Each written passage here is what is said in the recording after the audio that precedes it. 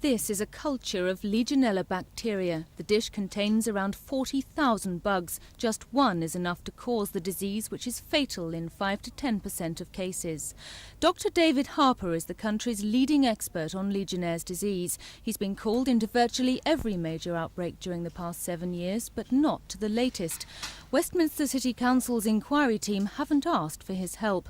Dr. Harper is highly critical that they haven't consulted outside experts and at the length of time they're taking to pinpoint the exact source, something he says should have taken only 14 days. People are still worried. They know that there was an outbreak.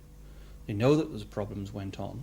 And nobody's actually come back and in the printed format to say, you know, it was Tower A, B or C.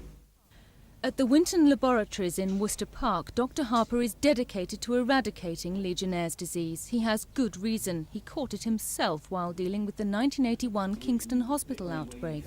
I couldn't breathe. It was so painful that I was actually crying and I just didn't want to breathe because, you know, it affects the lungs, as you're well aware. Most outbreaks of Legionnaire's disease are caused by water cooling towers on big buildings. Very simply, the majority work by running cold water down pipes which draw heat from machinery and air conditioning systems. Cold air is sucked in to recool the resulting hot water, which is fed back up the tower. But if the system isn't kept clean, Legionella germs breed in the warm conditions, escaping in the water vapour and claiming victims with low body defences who breathe it in.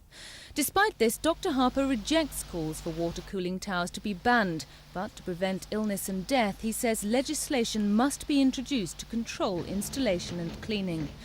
Westminster Council refute Dr. Harper's claims about their investigation and say they have used leading experts in their bid to trace the source, but they still lack conclusive evidence. Kerry Swain, Thames News.